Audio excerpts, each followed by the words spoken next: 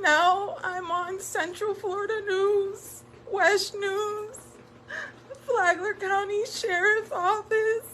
Like, this is such a biased, one-sided story, and I'm in so much pain because I would never hurt a child, and I had to spend a night in jail undeservingly away from my newborn baby, my 3 boys, and this is so wrong.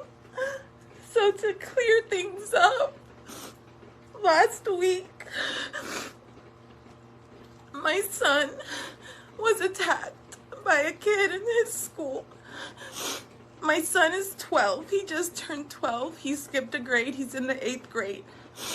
He skipped a grade in kindergarten, so he's always had to kind of grow faster than everybody else. And he's always dealt with bullies, you know, but we've raised him where don't start anything, don't ever hit no one, you know. If someone does attack you, defend yourself. That's the way my family raised me, and that's how I raised him. But don't ever start anything. Please be kind to others. And always know that your mom and dad have your back. Don't be scared to tell us anything. So that's how he's gone through school. He's always been very, very successful in sports, school, everything. And anyways, he was playing basketball in PE last week, and the kid that attacked him, apparently he was being defensive playing basketball, and the kid got mad. He said he started pushing Elijah, and Elijah said, "Please stop." And the kid, you can sit with me if you want, baby. The kid was like getting aggravated or whatnot. He just kept pushing into Elijah being a bully. Elijah was trying to avoid it. 1, because he didn't want to get in trouble. 2, because he just made it to a travel team that he's worked his ass off to get to, and his coaches don't tolerate bad grades or anything negative. So, you know, he was thinking about, I didn't want to disappoint you, Mom. I wanted to do the right thing, so I was trying to avoid the situation. They go to the locker room, and the kid is insisting, and my son is there saying, "Joe, yo, chill out." Like, however they talk, like, "Bro, not here," like, chill. So the kid says, "Oh, well, you're a pussy." And there's a lot of teenage boys in this locker room. Mind you, they're 13, 14. He's 12. He just turned 12. So he's like, laughed it off. That's Eli. He's like, you know, chill. It's not, like, stop. So the kid says, "I'll slap box you right now. If not, you're a pussy." So Elijah says, he laughed it off. They walked to the hallway, and this kid was walking behind my son. And that's when the kid said something to Elijah. Elijah took his backpack off, and he got beat up. Like, you guys see it in the video. He got his ass tore up. So I get a call. I was in shock. I was with my newborn baby, and I didn't know what to think of it. I'm like, my son got into a fight? Like, what happened? Like, did he defend himself? Like, what's going on? So based on the principle, this was a 3-second altercation. My son was fine. Both kids squared up. There was 1 blow. Nothing for me to be concerned about. This video that I have now was not out. I said, okay, are they in trouble? Unfortunately, they both have to be suspended. I'm thinking my son fought. Okay, well, it was mutual. Come to find out after school, the video, I was infuriated. I cried. I saw my son getting his ass whooped. He said, "Mom, you can't hear it," but I was telling him, stop, because he's not a fighter. And my husband saw it, and he rushed to the school. So he asked the principal, he said, you know, what really happened? The principal insisted on what he had told us. His narrative never changed. And that's when Miguel said, well, I have this video. And then his whole demeanor changed. They did nothing about it. we wanted to do things the right way. Initially, in our rage at that moment, we said we're pressing charges, and then once we calmed down and rationalized thinking, we both agreed this kid is young. If we have a sit down with his parents, we can solve this together. This kid is young, you know, I get it, he's a bully, whatever, he has a reputation, but we don't want to fuck up his record, his future. We were thinking of this child's future, and my son just got beat up. But again, this is a child. I don't know what's going on at home. I don't know his family. I don't know, but I know what's going on in my home. So I'm willing to talk to his parents, the child's parents, to see what can we come to an agreement with. Unfortunately, that couldn't happen based on what the school said. So they told us that nothing could be done. Miguel said, well, we need to do something, a conference. Something has to be done the right way. And it didn't get done. That was Thursday of last week. Friday, he did not go to school. We had the weekend. And then on Monday, we had the holiday. Tuesday, he stayed home.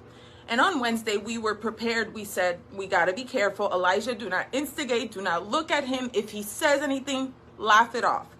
Do not approach or strike him. We're not done with this. We have to still wait for the superintendent to get back. It's a process. And it was a holiday. No one seems to realize the time frame. Like, the school board isn't going to call me on the weekend.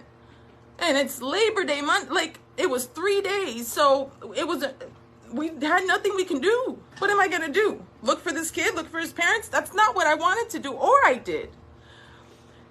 So Wednesday comes. Thank God I got to the complex on time. And so did Miguel. As soon as we pulled in, my son has been being picked up at the Sports Indian Complex for a year and a half since last year, 7th grade. That is, he knows he is picked up on the corner right there. A lot of my friends, pick up their kids there to avoid the car rider line. It's a natural thing. Like, everyone picks their kids up there. And who do we see? Both kids engaging. Now, this kid does not go to the park. He does not get picked up there. He goes a completely different route. Why was he, and there had to have at least been, not exaggerating, 10 to 15 other kids on his side, the kid's side. When we approached, all I can say was, Miguel, hurry up and park the car. I got out. I grabbed him by his backpack to pull him off, and everybody just thinks that I'm some superwoman. Like, these kids are big. The kid's taller than me. I'm only 5'3". And I'm pulling him off. Miguel's trying to clear the crowd because all the kids are going 5, middle schoolers. My son backs off. I said, get off of him. Don't touch him. Let's get the fuck out of here. I'm probably cursed. Absolutely. I was angry. And that's it. Pulled him off. Got Eli, and 4 of Eli's friends walked with him because they saw the kid in the group walking towards the park. And I told those 4 friends, get in my car. I'm taking you home so you're not left here in the park alone. And we took those kids home. What would have happened if those 4 friends wouldn't have been there to help Elijah? The so-called friend that helped Elijah jump the kid? The one that was following my kid to where he gets picked up? What if I wouldn't have got there? Did you guys expect me to sit in my car and just take my phone and record it? Maybe have a snack at it and go Eli, go kick his ass? No, I stopped it because that's someone else's kid, and that's my kid getting beat up for a second time, and thank God he had his friends there. And I'm on the news. That's why I made this live, because I just saw my face on West News. I'm on Flagler Live. I'm on Flagler County Sheriff's, and I haven't even been convicted. Okay, and I do it all over again for my kids and anybody that I love, my nieces, my nephews, and for me to be dragged on social media I wish you were in my shoes. What would you do if your kid was getting beat for 10 seconds inside of a school? And no one stops it. Where's the patrol officers? Where's the administration? Where's the principal? Where's the teachers? Where's your bully policy? How can I not be enraged? And I'm being dragged that I'm a monster. And the own sheriff of my town decides to say I'm not going to get the Mother of the Year award. Thank you, sir. Thank you so much. And I have my son right here. Has anybody asked if he's okay? Not physically only, but mentally.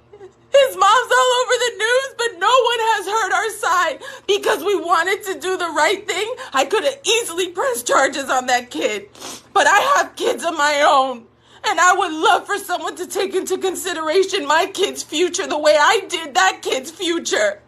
Because you know what? My kid is an aspiring baseball player. He wants to be somebody. So we always tell him your grades, your record, all of that is so important. Don't fuck it up. And I thought about somebody else's kid too. And this is how I get dragged. I'm a monster. And the taser part blows my mind. It blows my mind because a taser, right? And your witnesses are children. And the kid that beat up my kid's friends are the witnesses. Now he's the victim, right? This is so biased, so single-sided and wrong, and I'm probably in the wrong for doing this. I don't know. I'm feeling so many emotions right now. I just had a baby. I'm dealing with my own issues to have to be dragged by so many people, and then you people have the audacity to call me names, but you're the adults being bullies to me? Check yourself. I'm sorry. I had to say my piece. I know Miguel told me not to, everybody, but I couldn't take it anymore because I know the type of person I am. I know the mother I am. I know my heart. I know my intentions. And I work fucking hard. Really, really hard every day to be a good mom, to be a good friend, to be a good wife, to be a good daughter, sister. For people that don't know me to drag me in the dirt. And when I saw my face on West News, I had to escape on here and tell you guys how I'm feeling. Because I don't even know what to do. I'm just so broken about this. And the victim is my son. I had to spend a night in jail. I've never been in the back of a cop car. I was arrested in front of my children. I was treated like an inmate. It was awful. I was in a place I've never been. I was scared. I'm not gonna lie. People are saying I look mean. I had just finished having a breakdown in the back seat of a patrol car because I didn't know what was gonna happen. I had no idea why it was happening. I had so many questions running through my mind, and I didn't have the answers to them, and I just wanted somebody to tell me it's gonna be okay. And I was scared. I was sad that I wasn't gonna see my babies. Everything. And for those of you that are online defending me and my family, thank you so much, because it means so much to me. So much to me and my family. And we love you guys so much, because I know the ones that are out there, literally, I see your comments. And I can't thank you enough for defending me and my family, because you know me and my family. And I would never hurt a kid. And I hope my day in court comes, because justice will be served. I love you guys, and I have to go.